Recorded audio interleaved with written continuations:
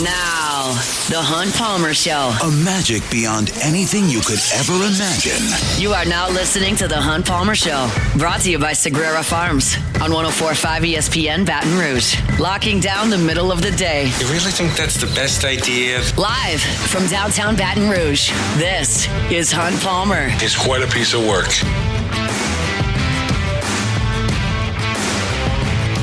Hour 2, Thursday edition of the Hunt Palmer Show, brought to you by Sagrera Farms Premium Angus Beef. Working towards the weekend. We'll get you there one way or another. Chris Blair in about 15 minutes. It'll be the Brian Kelly Show from TJ Ribs tonight. Dixon McMakin, public address announcer at LSU, just announced today by the school. He'll be with us in 30 minutes after some sound checks inside Tiger Stadium. So we'll talk to Dixon, dear friend of mine, at 2:30 this afternoon. Luke Johnson covers the Saints for The Advocate and NOLA.com. He's going to be with us here shortly as the Saints get their season underway coming up at noon on Sunday. It'll be Saints and Cardinals from the Dome. Cardinals about a 6.5 point favorite here. And, it's an interesting situation here with the vibes around New Orleans with the excitement of a season and then the anticipation that it might not be a great season. Like usually everybody's full of optimism at this point in the calendar. And I remember talking to Jeremy Hill about this. He played on some good teams. He played on some not good teams. And I said, hey, like when you played on a not good team, did they think that you were going to win the Super Bowl in August? He was like, yes, absolutely. And so I'm curious if that's the vibe. I don't know. And certainly Luke can't speak directly to that. All he can do is ask, and you're going to get some coach speak when you ask those questions. But I think there are a lot of people that are excited to watch the Saints play on Sunday, and we'll see how it all shakes out in the season opener inside the Dome. Luke joins us now on the Jim's Firearms Hotline. Luke, how we doing? Doing great, man. Thanks for having me on, as always. Our pleasure. Let's talk injuries first. Chase Young, a little bit new this week. Obviously, you don't have all the information, but what are the prospects that he can suit up on Sunday? I'm feeling less and less good about it as the week goes on. It was kind of fishy yesterday when Kellen Moore said he was limited, because we saw him out there at practice yesterday, and then obviously that injury happened in practice. Did not see him out there today. So, I feel less good about his chances to go this weekend, which sucks because he's looked awesome in this defense so far. Like he looks like a difference maker in this defense, and obviously like we felt that way about Chase before in the past. But like I really thought like he's potentially in line for a true breakout season, like the kind of season to deliver on his potential. So if he can't go in week one, that just kind of sucks because it was a fun story all summer. Well, let's talk about if he can't go, like what that looks like. Obviously, you've got Granderson and Cam Jordan. Is that kind of the lion's share of the reps to those two? Yeah, I would think those two. Probably a lot of Chris Rumpf, who was. They signed him this offseason to kind of a prove-it deal. He was with Brandon Staley with the LA Chargers. Another guy who was dealt with injuries for a lot of his career. He's healthy. He's looked pretty good at times. And maybe they call up Fadil Diggs, their 7th round draft pick out of Syracuse, who was didn't make the 53, but he's on the practice squad. So they have some guys, but none of those guys I think are Chase Young. I think he's like truly a difference maker. So that's going to be a big loss, especially assuming he can't go. Obviously we don't know that for sure yet, but it'd be a big loss considering who they're lining up against this week. Like Kyler Murray is one of the most mobile quarterbacks in the NFL who really give guys problems. You'd like to have the big athlete out there on the edge. Yeah, football guys, football lifers will just go, well, next man up. And I get that. The next man literally has to step up and play, but in a lot of cases, the next man isn't as good as the guy that just went down. So we'll see what the case is for Chase Young. As far as Trevor Penning goes, it's been very quiet camp for him with the injury. What can you tell us about the latest on him and what his prospects could be to go? Yeah, I think he's making good progress. He's out of the walking boot. So, if you remember when he had the turf toe injury in his rookie season, I mean, he lost almost the entire season because of that. This is not that kind of injury. He was in he had to have surgery in that rookie season. He was on one of those little scooters where his leg had to be up. This wasn't the case this time. So I still don't think he'll be ready to go week one. But I imagine next week might be a possibility for him. Anything else from an injury perspective that's pressing this late in the week? No, I don't think so. I think I feel pretty good about Alontae Taylor being able to go, which, like, if you're not going to have Chase Young, I think Alontae Taylor's a really important player to have. They might blitz him like 15 times this game. He's a really, really good player in that specific area. And I think, just having somebody who can finish as a blitzer, I think is a really big positive for this team. That's that to me. Like, he looks very much like he's in line to play, and that's like probably the second biggest news outside of the Chase Young one. What is going to be the goal of Brandon Staley's defense? One, this week, because that's obviously we're in a game week now, but big picture, like, I feel like the offense is a lot of question marks because the guy with the football is a question mark at quarterback. With the defense, you got NFL guys out there. What are they trying to accomplish? Yeah, I think, like, I actually feel pretty good about this defense. We just talked about this earlier this week with our NOLA.com crew. Like, I don't think they're going to be like a top half of the league defense. I think I could totally see a world where that happens, but like, I'm not predicting that. But I do think they'll be much better than last year. I think he got some guys in what really in modern football, I think the most important part of the field is like the spine of the defense, right? Your defensive interior, your linebackers, your safeties. Like, obviously you want good players on the edges. Like, you want good corners, you want good pass rushers. But like, if you're getting gashed for 5, 6, 7 yards a pop on the ground, like, those guys don't matter as much. But they have Devon Godshaw, who I think is going to be a huge addition for this team, even if he only plays like 35, 40, 45% of the snaps, something like that. And just on rundowns, he's going to be so valuable for him. I think the scheme fits the linebackers really well. And the two safeties they have, I think both look really good in training camp. They're both really intelligent players, and they complement each other really well. So I think they'll have intelligence on the back end. They'll have good players in the back end with the two safeties and Julian Blackman and Justin Reed. We already know what Demario Davis and Pete Werner are. I think we'll see more of Demario as a blitzer this year, which is a good thing. And then Devon Godshaw really being kind of the fulcrum around which the whole run defense, is balanced. And if they can just like get from 31st in the NFL in run defense to 15th, top half of the league in run defense, they'll be able to set themselves up for a lot more manageable passing downs where their pass rushers and the blitz concepts that Brandon Staley runs are going to deliver a little bit more. So I really am kind of bullish on this defense. At least taking a big step forward from last year. I don't know if it's going to matter because of the offense. They might be put in some bad time of possession situations where they're just on the field way too much. But I do think it's going to look a lot better this year. What worries you about the Cardinals offensively, other than Kyler Murray running around? Is that it? Yeah, I mean that's a big part of it. I'm not super worried about their receivers. Marvin Harrison might take a big year 2 jump and just be as awesome as everybody expected him to be as a rookie, and that might be something that we just don't know yet, right? But they have one of the best 3 tight ends in football right now, McBride. He's really, really, really good. He's going to get a lion's share of their targets. And I think they've got a good running game. James Cook had a really good year for him last year. Kyler is obviously part of the running game. They lost their run game coordinator from last year. He's in Dallas now. That might be a big issue for them. But I think they do some creative stuff, and they're tough to stop. So we're going to get a good sense this week of just how much the Saints' run defense has improved, if at all. I think they have. We'll see this week.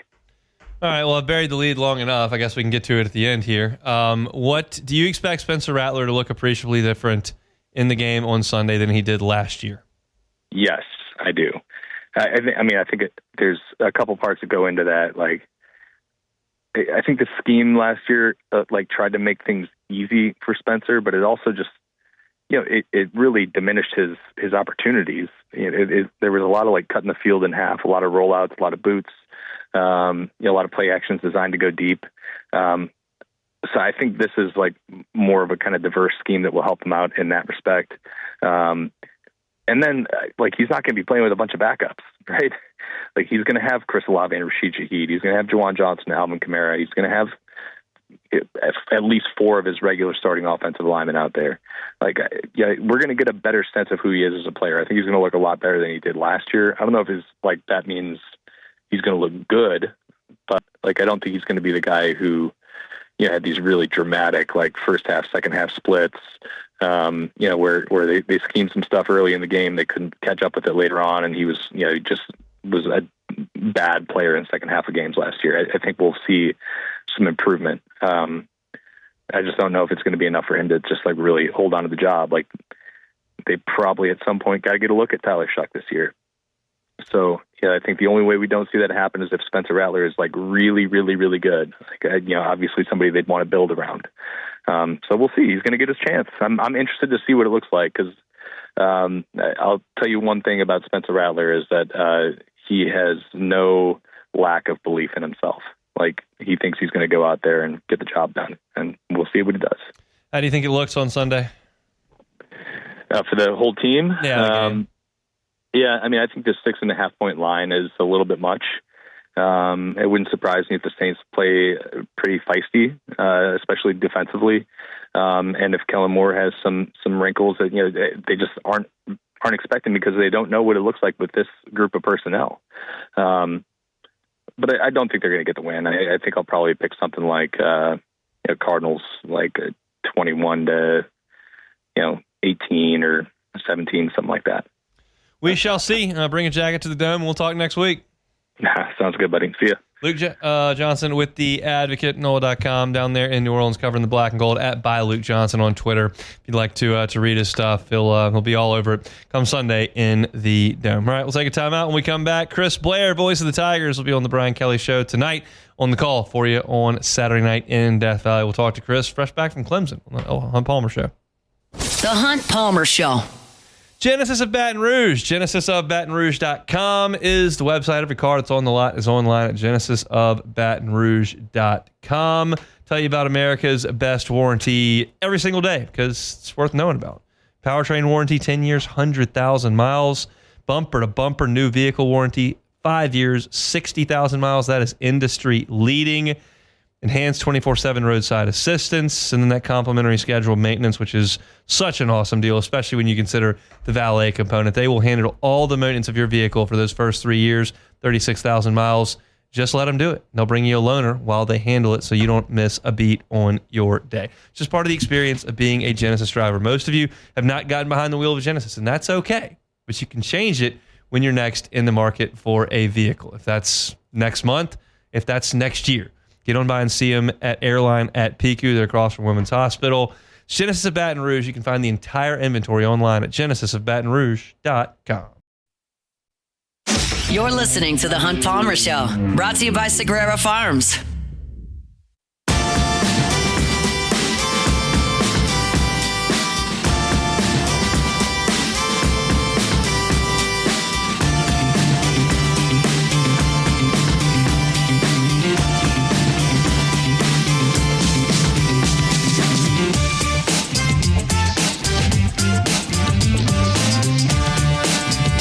Stadium going to sound a little different this fall.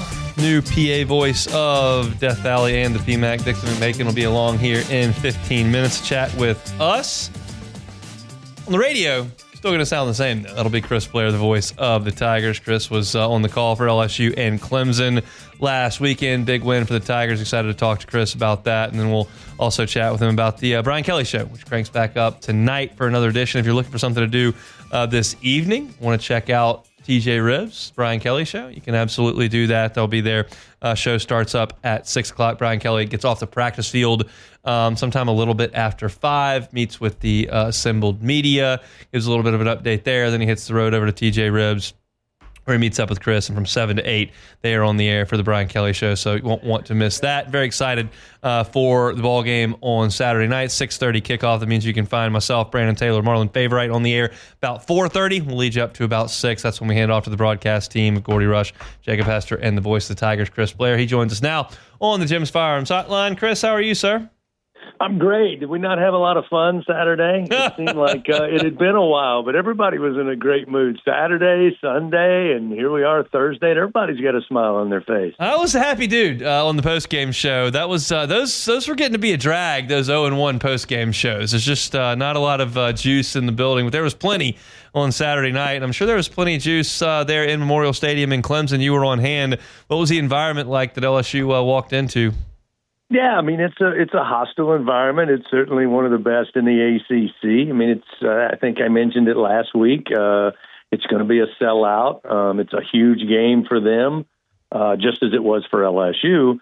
But it's not something that this team and the returning players and those who have played in the SEC don't deal with every single week. Doesn't mean that it can't affect you. It just means it's not something new. And I thought LSU handled it really well. I think they got much better as the second half went along, but I don't know that had anything to do with the atmosphere as much as it was the first game of the year. I could sense very quickly about towards halftime, even though they led 10-3, there was more of a murmur. Where we were located in our broadcast booth is literally right behind the heads of fans in the lower bowl. And there was a lot of discussion. And then as the second half wore on, you started to see some people looking at each other, and you could tell there was some nerves. So I thought LSU performed well in that type of atmosphere, but that didn't really surprise me all that much. I was more concerned about the X's and O's and the execution. And as I said, I thought the offense looked really good, when Garrett came in and got going with Aaron Anderson and completed 11 in a row and really started to get into rhythm. And then defensively, I thought the play for me, Hun, and I'm sure you've talked about it, the first drive for Clemson after LSU punted, 3rd and 8, I believe it was, and Blake Baker, what is he going to dial up? He dials up the corner blitz with P.J. Woodland. And I remember just seeing that play and then thinking to myself, when is the last time I saw a corner blitz or a safety blitz look that good by LSU? And that's when I thought, the hatchet's been thrown down. This is what we're about, and this is who we are. And as it turned out, that was the type of aggressive nature we saw all night long, and really took away just about anything Clemson wanted to do. They 31 yards rushing, longest rush from the line of scrimmage, I think, was 7 yards. And the pass plays were broken up. I mean, it was, again, I know it was 17-10, but I don't buy into that. I think that you're always going to have an offense that's kind of got to get going. That's not surprising. The fact that defense held them to 31 yards rushing, a miserable night throwing the football for Cade Klubnik, who was on his back foot and running most of the evening, and you hold them to 10 points on their home field? Yeah, I like it. You're watching a lot of the line of scrimmage, and that's a place where we watched in practice, and I thought LSU's offensive line was having a lot of struggles, and that's why I was questioning the offensive line. And then a lot of folks are going to Twitter, showing some of the highlights of Bernard Good and showing some of the highlights of Jack Pyburn, and going, well, this is why the offensive line was struggling in August. What did you see at the point of attack? Yeah, just watched some cut-ups earlier this morning again for maybe the 4th time, and realized that, Patrick Payton, I mean, what a difference maker he is, along with the guys you just mentioned. Yeah. The fact that they're able to just kind of push Clemson around. I mean, Clemson under Dabo Swinney, to me, has always been more of a finesse offense, and that's not disrespectful. That's just kind of what they do. They get the ball out quickly. They got big playmakers, especially on the outside, and that's, outside of a reputable or a seasoned running back, you kind of felt like that's what Clemson had this year. And to just be on their back heels, being pushed off the line of scrimmage, blown off the line of scrimmage, which then allowed Harold Perkins to be Harold Perkins and basically hang out with Cade Klubnik almost on every snap. I'm going to talk about this on my show tomorrow, but I want your thoughts on it here. Garrett Nussmeier is getting a lot of appreciation and praise for a game in which LSU scored 17 points, and he threw for like 230-something, where he was up over 350 most of last year. Why do you think that is?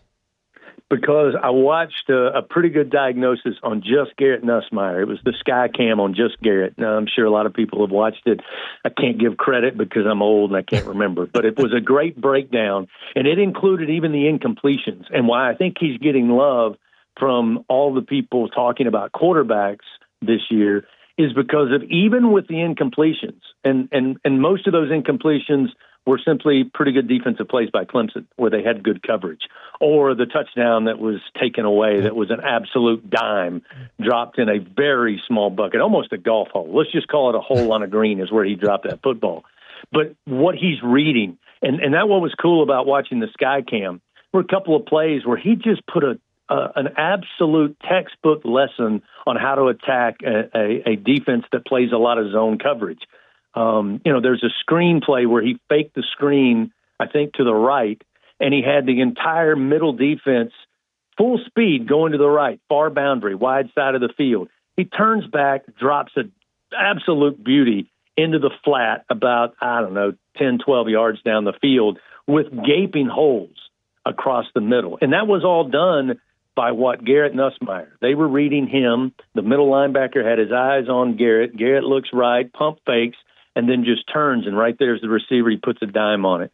There was another play where he went to the weak side, got everybody moving that way defensively, and then quickly turned and dropped one again where it was wide open spaces on this defense. So I think that's why. I think people are seeing that, we've all known he's had the ability to make all the throws, but now he's doing all the stuff that maybe you don't see in real time that is fooling defenses. And that's why I think he's getting so much praise, and deservedly so, even with not eye-popping numbers. But I think that's why people are now getting on the LSU train, is that Garrett Nussmeier doesn't have to throw for 380 yards and 4 touchdowns for this team to win. And, as much as I want to heap praise on Garrett Nussmeier, and I will, and I'll continue to do so, I just want to give credit to this offensive staff. I thought it was the most creative. The wrinkles that we saw within the passing game and the running game from Joe Sloan, tip of the cap. I mean, and again, some of it may be a lot like Coach Baker in that now you have some guys in a system. You can add some of those things. But I just thought the orbit motion, the use of Xavier Thomas, the little things I just talked about with Garrett Nussmeier and attacking zone defenses, I just thought was a masterclass. So, again, I think the offense, just watching even the plays that didn't hit big, that were, again, broken up by maybe a Clemson defender, I just think when you see that, you realize that was game number one. And for that matter, half number one, because I think in the second half, had he had the first half and the Tigers had the first half they had in the second half, that game wouldn't have been close, and he would have had bigger numbers. I think that's where the optimism come from. I'm curious because Brian Kelly said in his press conference, or maybe it was a teleconference this week, that they had the analytics said to go for it on 4th and 5 from the 40-yard line with like 4.5 minutes to go and a 7-point lead. He decided to punt, I think because he trusts his defense to not let Clemson go the length of the field, and they couldn't. I'm curious if you think that the entirety of how they coach football games, from the offensive play calling to decisions like that, are going to alter a little bit as opposed to the last 2 years because they can trust the defense. And maybe conservative's too strong a word, but do you think they'll coach cognizant of the fact that the defense might be really, really good and not have to force the issue as much, certainly 2 years ago and even last year? Absolutely. I mean, we questioned it too. I mean, we talked about it on the air in real time that, wow, looks like what you want to do here is go for the points, and live to fight another day, get a little closer. And, again, he put the offense out there trying to go for it and would have had it minus a fumble. I get that. But, I mean, I had to ask myself after the fact, last year in that same situation, I know what the book tells you. I know what your football smarts tell you. But would you do that with a defense that had gaping holes and couldn't stop dual threat quarterbacks, when you're just trying to keep the game manageable going into halftime? So I really didn't question Coach Kelly. First of all, I'd never do that. But secondly, I kind of understood it because you can talk about how your defense is going to be better. You can look at all the things. You can break down the film from fall camp. But until you're under the lights against another opponent, a talented opponent on top of that, let's add, I think it took some time to go, can we trust these guys? Do we trust our defense that if we turn the ball over or we kick and we got to give it back to them and they start at their own 25, that they're not going to go anywhere? And suddenly the game get even bigger, the deficit get bigger. And then, of course, I think Coach Kelly, who was asked that point blank on Monday, answered it the way I thought he would answer it, which is we had a similar opportunity in the second half, and we said, you know what, we like our defense. We've seen them do it now. We haven't just talked about it. We haven't just done it in practice. We've done it against the number 4 team in the land in their building. So, yeah, from now on, I think 100% they're going to play the right numbers, and they're going to trust this defense. Tonight, 7 o'clock, Brian Kelly Show from TJ Ribs. Stop on by there on Acadian if you're in town. If not, you can catch it on your LSU Sports Radio Network local affiliate, Tigers and Bulldogs, 6:30 on Saturday night from Tiger Stadium. Chris Blair will be on the call. He's with us on Thursdays. Thanks, Chris. You got it. See you Saturday. Very much looking forward to it. We'll be on the air 4:30 from Tiger One Village between the ramps of the Assembly Center. It'll be myself, Brandon Taylor, Marlon Favorite. So we'd love it if you're on campus. You stop on by and see us. It's going to be a warm one. That's always the case. This time we don't have to be warm and miserable because LSU's 0-1. We can be warm and really happy because LSU's 1-0. They'll welcome Louisiana Tech in on Saturday. When you go inside Tiger Stadium on Saturday, you'll hear Dixon McMakin, the new PA address voice of Tiger Stadium in the Assembly Center. We'll chat with him when we come back. The Hunt Palmer Show. Highland Insurance Group, HighlandIG.com is that website. Look, it is storm season. Haven't had anything impact the Gulf Coast to this point. That's a really good thing. I hope it doesn't happen in 2025. But, living in this part of the world, it's an inevitability that eventually a storm will show back up. You want to make sure that your insurance program is ready to respond. Your business interruption limit, ready to respond. Your deductible is in the proper place. Your building valuations are good, so you're not paying co-insurance penalties if you have to collect on a claim. All these things are vitally important, and they don't show up on the premium line when it's renewal time. So if you're a business owner, you're a CFO, you're a risk manager, and you've been really married to premiums when renewing your insurance program, ask the folks at the Howard Insurance Group to just take a look and make sure that everything is where it needs to be. That's what they do at the Howard Insurance Group. It's not just property. Cyber policies, EPL policies, umbrella limits, workers' comp, whatever the case may be, they can help you out. They're an independent broker. They're contracted with dozens of markets, and they can make sure not only that you're in the proper place in terms of premium, but that your coverage is ready to roll in the event of a loss. That is a vital, vital point of buying insurance, and the Highland Insurance Group, Jonathan Carpenter's team, can help you out with it. It's HighlandIG.com. They're based right here in Baton Rouge. They can help you out statewide. It's the Highland Insurance Group, HighlandIG.com. You're listening to The Hunt Palmer Show, brought to you by Sagrera Farms.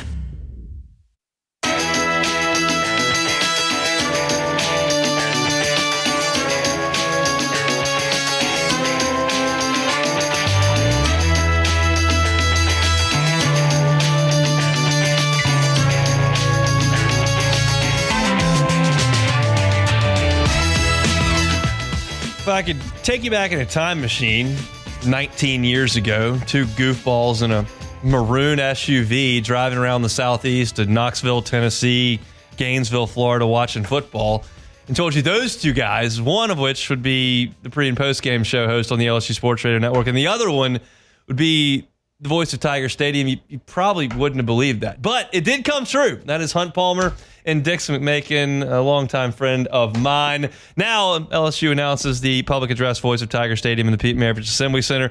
Dixon, good enough to give us a little bit of time here on this Thursday. How are you, sir? Hey, Hunt, great to be with you. I think you missed, Lexington, Memphis, Oxford, and Atlanta on that road trip in that maroon Tahoe, my friend. I don't remember a lot of the Memphis stop, but that's your grandmother's fault, so we won't get into that. So let's talk about this. I mean, look, how did you get into public address? I know, Dan Bournet gave my commencement address at LSU. He's like, yeah, I just asked, and they said, sure, you can do that. I know you've done some softball, you've done some men's basketball, you've done some volleyball. How'd you get into it? Yeah, so for LSU, I've been doing it now 5 years. First event I did was softball. I've done indoor volleyball, beach volleyball, men's basketball, women's basketball, soccer, coaches shows, spring games, gymnastics returns, a little bit of everything. Of course, in high school, I did it as well. And really going back to elementary school, Hunt, I was in all those Christmas plays we had to do here in Baton Rouge. They had singers. I'm not much of a singer, not much of a dancer. But I was the narrator, so just kind of been the reader, church lector my whole life, and very blessed that God gave me a loud, booming voice, and hope it'll bring a lot of victories to Tiger Stadium for LSU. We like the sound of that. Look, I'm curious what the process was like. Dan Bournet stepped away last year and ultimately made the decision that he wasn't going to come back after a legendary run in both Tiger Stadium and the PMAC. So LSU's obviously got a search. You clearly were interested. You've done a little bit. So what was that process like that led to this? Yeah, so last year Dan stepped away. Bill Frankhead did a great job at football. I did the entire basketball season in the PMAC. And then he officially came out earlier this year and said he wouldn't be back. And, LSU put it online. We sent him a resume. We sent him a script. They invited whoever the finalists were up to Tiger Stadium on the mic, and we did it in front of a selection committee. Waited about a week, and then heard that they've asked me to continue the phenomenal legacy of Dan Bournet to be the voice of Tiger Stadium and the voice of the PMAC for the foreseeable future as long as we can keep it going. I'm curious what that audition's like. You're in Tiger Stadium. It's cavernous. It's massive. I was in it while it was empty before our pregame show last week. It's kind of an eerie place when it's empty, and then you've got this committee that's like watching. What was that like in that room?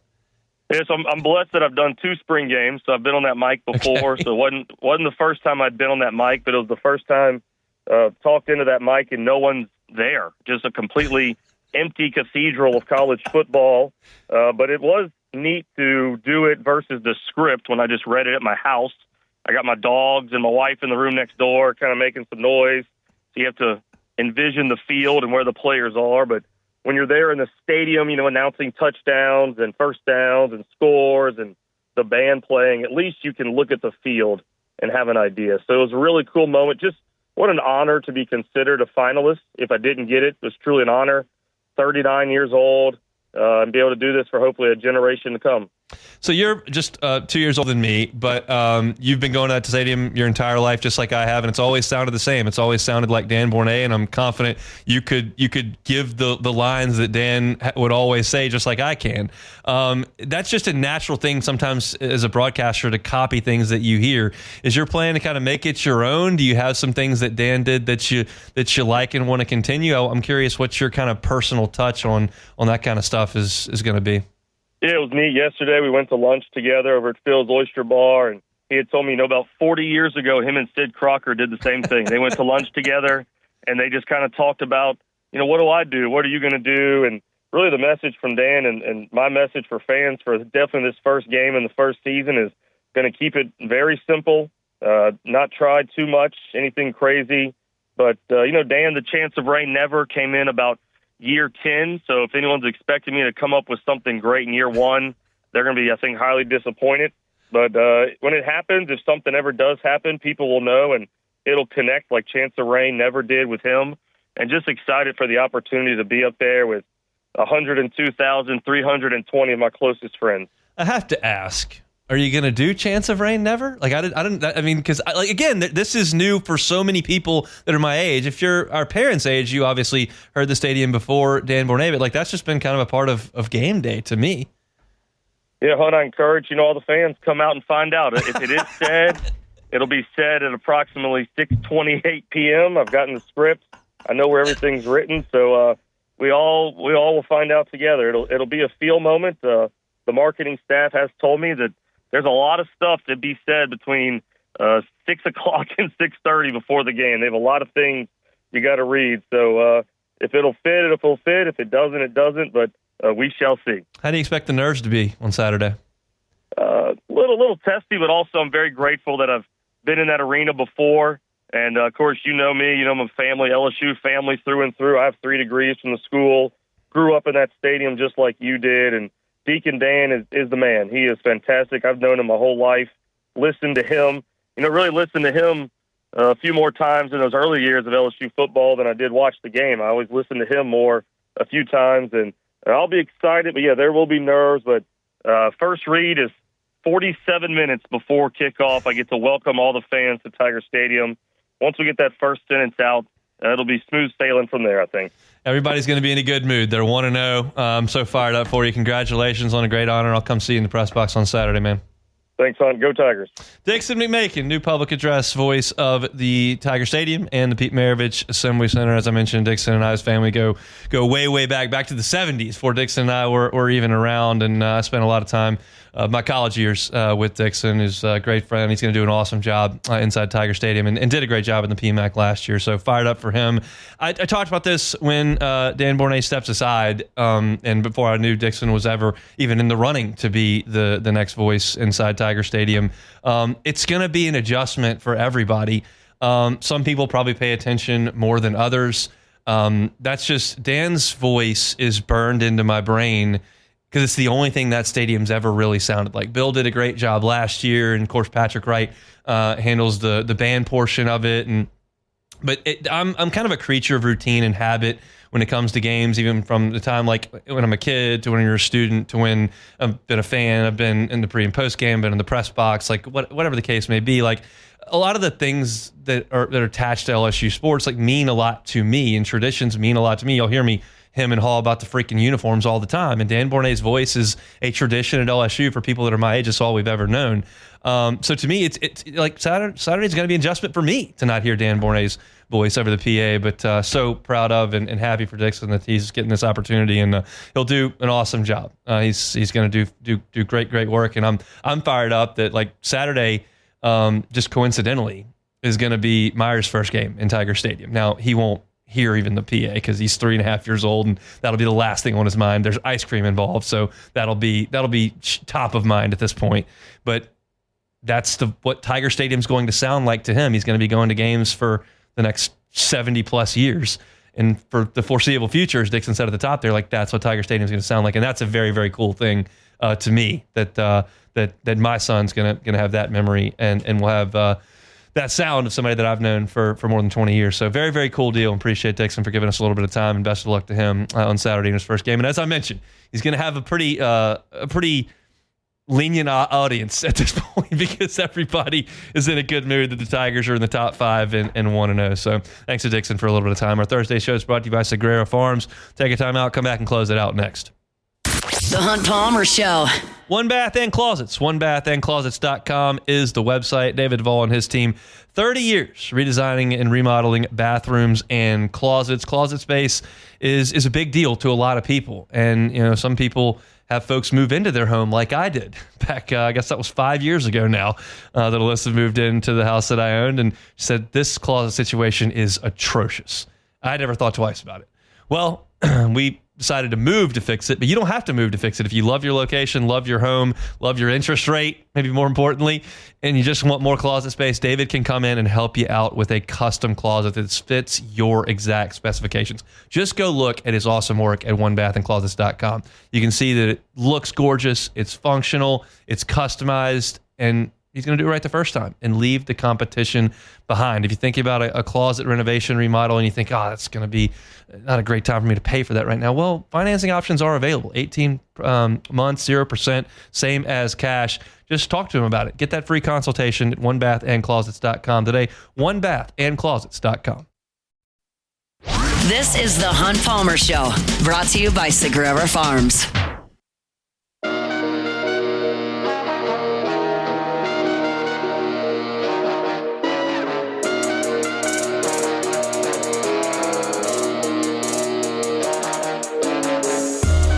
Talking to my guy Sean Sagrera earlier this morning. He, of course, of Sagrera Farms, bringing our Thursday shows. So generally, the herd population of cattle in the United States about 38 million. That number's down closer to 28 million right now.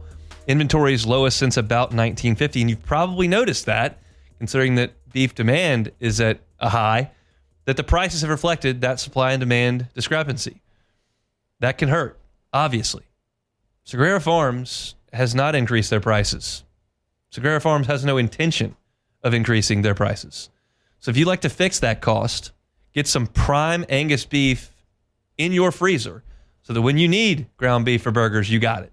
When you need ribeyes for the game, you got them. When you need fillets for steak night, you got them.